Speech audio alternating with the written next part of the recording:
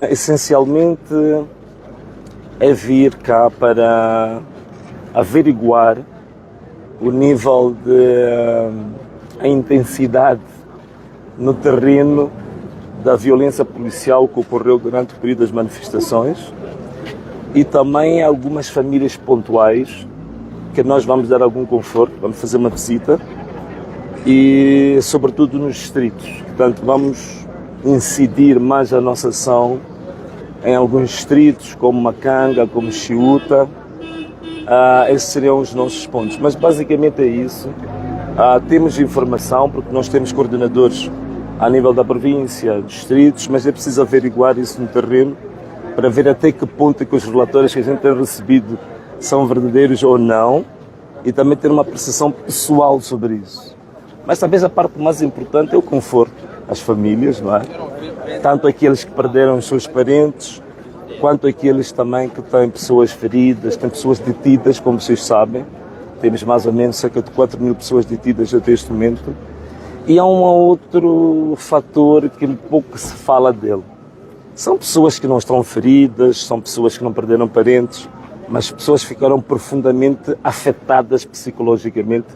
Aquilo que se diz, pessoas traumatizadas e pessoas que, digamos, psicologicamente também que precisam de apoio, não é? Muito apoio psicológico, até alguns casos psiquiátrico, né? Devido ao grande choque que levaram durante este período. Então, basicamente é isso. Yeah. Depois de Tete, para onde mais? De Tete para casa, de novo. É só um dia de trabalho. Do diálogo com o governo? Bom, neste momento eu não fui oficialmente convidado para o diálogo. O que eu sei sobre o diálogo é aquilo que os 4 partidos que estão a participar no diálogo tiveram generosidade de vir visitar-me e dar-me um breve relatório sobre isso. E pedir-me também algumas opiniões sobre isso. Mas há um documento, há um draft que já existe. Eu ainda não tive acesso a esse draft. E também não tenho acesso ao calendário que está estabelecido até a assinatura do acordo, porque o acordo vai ser assinado. Portanto, é o pouco que posso dizer. Portanto, não tenho conhecimento aprofundado sobre isso, não é? O que espera deste diálogo, tendo em conta que não faz parte? Não, o que eu esperava deste diálogo é que ele quebre um paradigma que já dura 30 anos.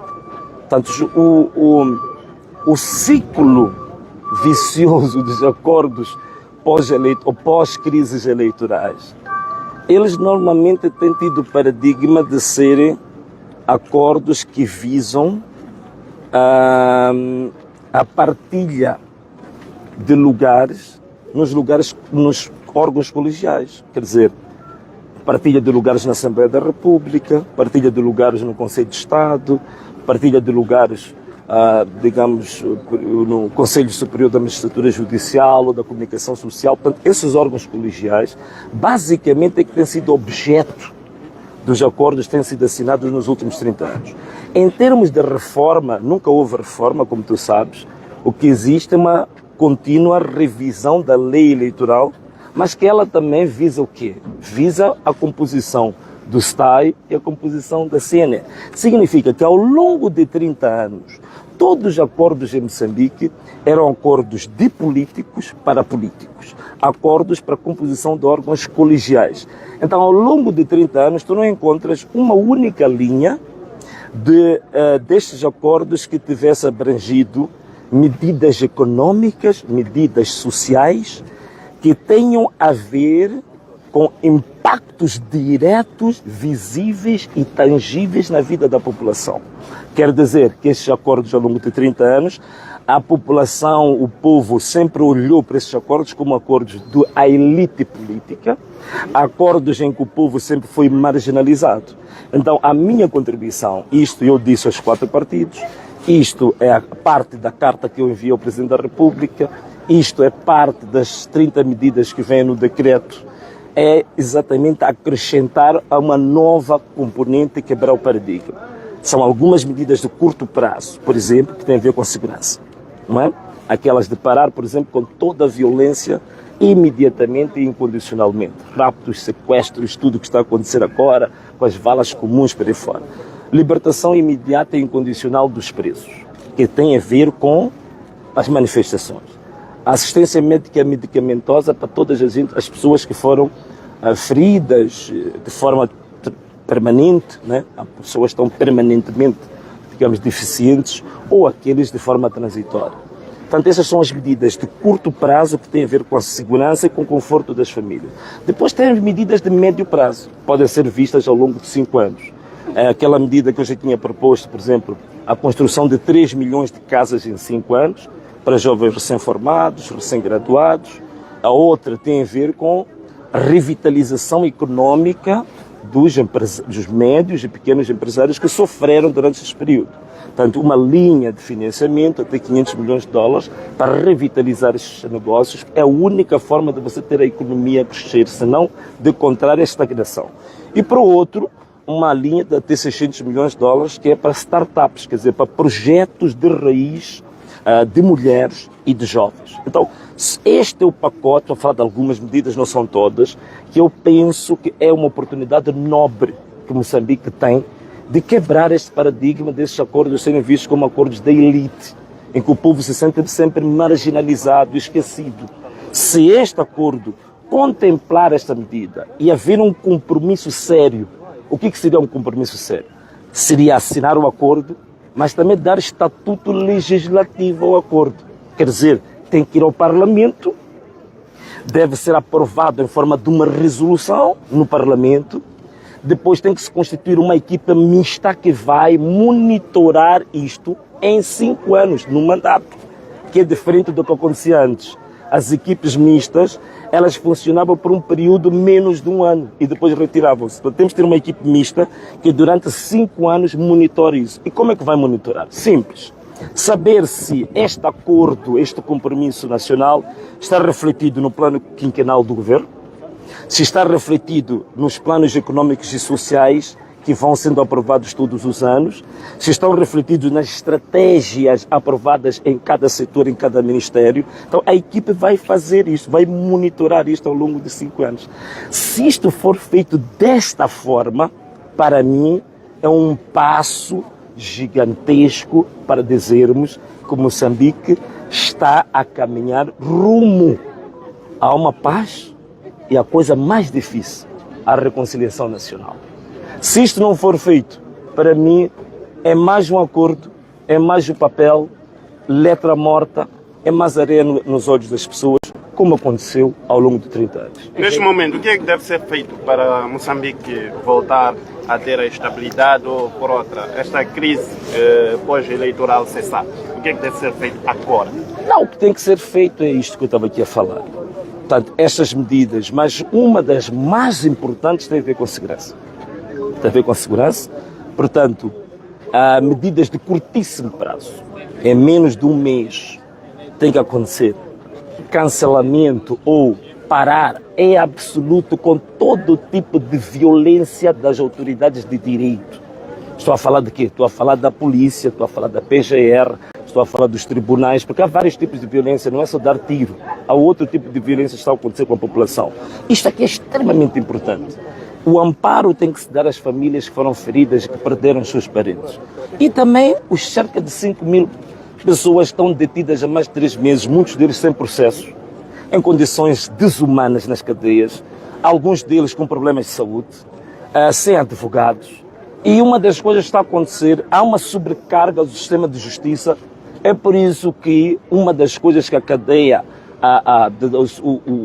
o estabelecimento penitenciário de Maputo tentou fazer, para além das execuções que queriam fazer, também era o alívio do peso logístico que os presos estavam a criar na BO e na cadeia central da Machava. Portanto, este é um grande problema que nós temos. Portanto, a questão de segurança, para mim, é paramount, é fundamental, é o primeiro ponto que tem que ser atacado. Depois, há outras medidas que podem ser verificadas em 1 ano e há outras que podem ser monitoradas em 5 anos.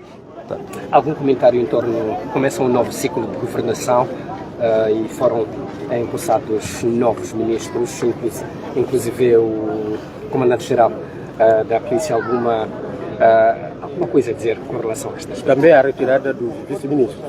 Sim, olha, a primeira retirada dos vice-ministros eu fico satisfeito porque Eu há mais de 12 anos estou a falar sobre isso, mas tudo indica que, afinal de contas, a gente tem alunos que a gente nem se apercebe que tem alunos que nunca sentaram numa carteira em frente de nós, mas que aprendem muito conosco.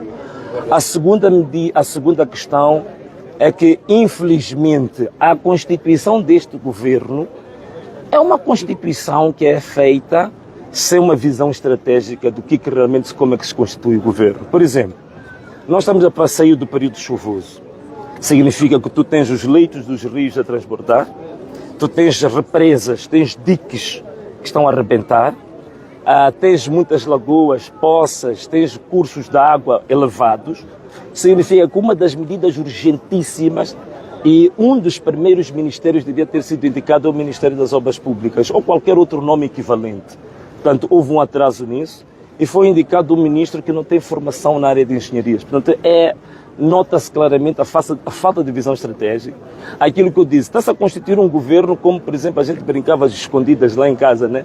E os nossos irmãos escondiam num quarto ou na cozinha. A gente ia tentando apanhar se está na cozinha, se está num quarto. Portanto, é uma tentativa, não é? Portanto, vai se constituindo o governo e depois diz, há de se ver lá à frente.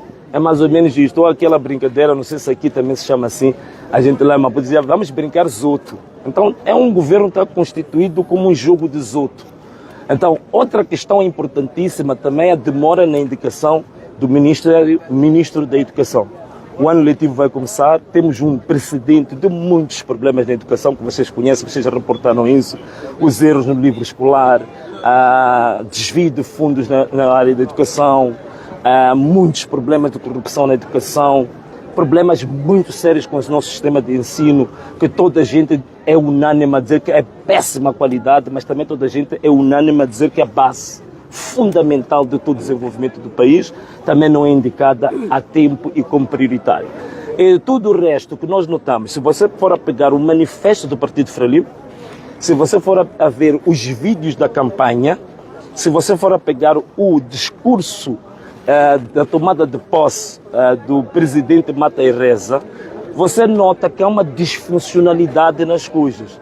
Não há uma correspondência entre o manifesto, o que foi dito na campanha, o discurso inaugural e as medidas tomadas para a constituição do governo. Portanto, são disfuncionais, não encontras uma ligação lógica e consequente destes três elementos que eu estou aqui a falar. Logo, é uma composição do governo ocasional, logo, a pessoa que está a constituir o governo, ele nunca teve ideia clara do como é que funciona o Estado. Quais são as prioridades do Estado? Esta visão é individual. Esta visão não pode ser alienada aos assessores. Então significa que ele nunca teve uma visão própria de quais são as prioridades de governação do país. Então fica refém de clamores. Quando o partido reclama que tem que se colocar o ministro da Economia, Basílio Moati, porque tem histórico, tem um pai que foi combatente, foi não sei o que, ele nomeia, mas não analisa, por exemplo, que o Basílio Moati é o mais incompetente deste governo. Basílio Moati, você olha, nunca geriu absolutamente nada. O que eu sei dele é que ele foi funcionário, acho que de uma das holdings do Partido Frelimo, acho que é a Moçambique Holdings ou qualquer coisa assim parecida. Nunca geriu nada, nunca geriu nenhum projeto privado, nunca geriu nenhuma empresa, nunca geriu uma barraca. A única coisa foi gerir a OJM. Os comentários, as análises de economia que ele fazia na televisão era uma desgraça, uma tragédia completa. Tinha problemas até de conceitos básicos de economia e de finanças. E hoje, este jovem... Olha, não estou a dizer isso porque estou contra ele, até é meu amigo o Basílio, mas estou a falar da nação moçambicana, tenho que dizer isto. O homem tem deficiências básicas em conceitos básicos de finanças, de auditoria, de economia, de microeconomia, de macroeconomia. Como é que vai gerir a economia do país? Então é dramático, é muito triste. Uma questão que não quero calar está mesmo ligada Sim. às portagens. Instalou-se uma confusão, particularmente na província de Maputo, sobre o paga ou não paga as portagens, alegando sendo orientações do presidente, neste caso, o Renácio Mundiano. Como é que olha para esta situação? Eu acho que é legítimo. Um dos desafios que eu coloco agora à classe jornalística: procurem saber Quais são as concessionárias dos vários troços que nós temos das nossas portagens? Só na N6, você tem para aí por volta de 5 a 6 portagens. Procura saber até que ponto é que é legal ou não legal ter 6 portagens dentro do troço que nós temos da N6. Quais são as concessionárias beneficiárias diretas desses valores? Quais são os dividendos que entraram no Tesouro Público a partir das portagens? Quando fizerem esse estudo, vocês vão ficar escandalizados. Vão ver que 95% das portagens, primeiro, não canalizam impostos e dividendos para o Estado. 2, a constituição da maior parte das portagens é ilegal, é ilegítima. Ok? Este é um trabalho que era preciso vocês fazerem para ajudar, porque nós já fizemos isso previamente. Então significa que estamos a pagar em portagens ilegais. São portagens que não têm razão absolutamente. Se for a portagem da TRAC, eu já fiz um programa há anos sobre isso, expliquei que aquela portagem, do ponto de vista financeiro, do ponto de vista legal, aquela portagem já devia ter sido desativada, mas ela continua. Portanto, o que está a acontecer é que o povo está sendo roubado. Então nós não podemos compactuar com o roubo contínuo, ilegal, ilegítimo do bolso do povo. É o que são as portagens. É só isso, não tem outra coisa. Ilegítima, não se deve pagar. Não se deve pagar. Aquelas portagens todas não se devem pagar. Até que se explique com detalhe essas perguntas que eu coloquei aqui. Quais são os dividendos reais que entram nos cofres do Estado? Quais são os investimentos públicos que foram feitos com o dinheiro recolhido nas portagens do bolso do povo? Isto que tragam esses dados de forma clara para o povo compreender até que ponto é que é justo ou não é justo. Eles nunca vão fazer isso, sabem por quê? Eles próprios têm consciência de que as portagens são ilegais. E têm consciência de que não se canaliza os impostos para o Estado. Né? Acho que temos que ir, não é? O governo dos Estados Unidos. Já não é? O governo dos Estados Unidos.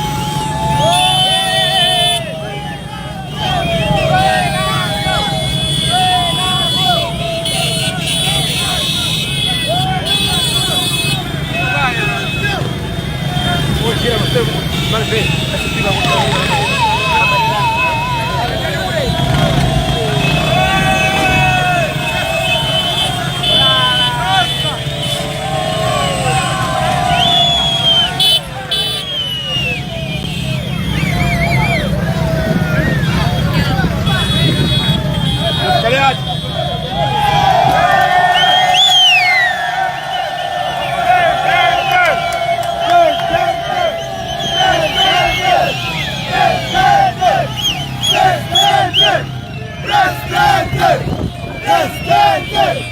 Presidente! Presidente!